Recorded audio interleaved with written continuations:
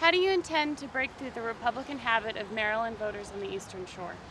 Well, I wouldn't characterize it as a habit that they have. It's sort of a gerrymandered district, so there, of course, are more Republicans than Democrats. Our issue is always going to be turnout, and in a presidential election year with what looks to be Donald Trump on the top of the ticket, I think we're going to end up about equal where we start out, and then it'll be just who runs the better ground campaign, to be honest with you. I think he puts this much more into play than it would normally be, because it's a presidential election year and there are going to be people who don't go because they're turned off by the whole process. And I don't think that's going to be Democrats or independents. I think that's going to be Republicans.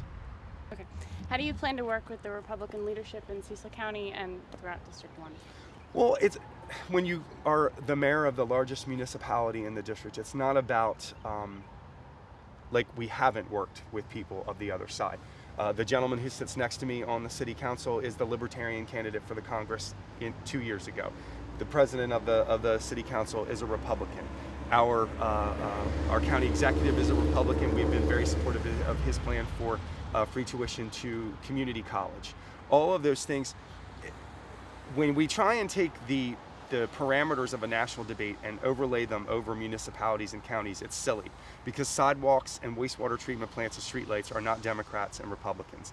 In the end, all of our budgets have to be balanced at the county level and at the municipal level. That doesn't apparently have to happen in Maryland or in Washington. So I think it's time you send people up to those offices who understand fiscal responsibility. I'm a fiscal conservative when it comes to money. I'm just socially liberal on issues.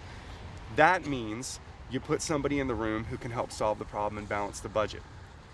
In the end, Mr. Harris has never had to balance a budget. In the end, Mr. Harris has never cut somebody's taxes or fees. I've done that.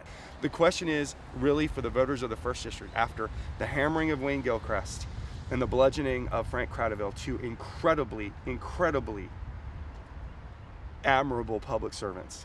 Are we going to let Mr. Harris do it again? Because we're starting to catch on that you're really just up there making a point for the Koch brothers and for big pharmaceutical companies. And are you really worried about us here in the 1st District? Are you really worried about heroin? Are you worried about Crisfield and Hurricane Sandy that you just cast aside because you have some ideological problem with federal money? When people of this district become victims of a hurricane, I want my federal taxes to go help them. What Mr. Harris wants to do is make a point for the Koch brothers, head to his $200,000 a night fundraiser and say, I'll cast my vote because it's gerrymandered and no one's going to hold me accountable. Not this time, my friend.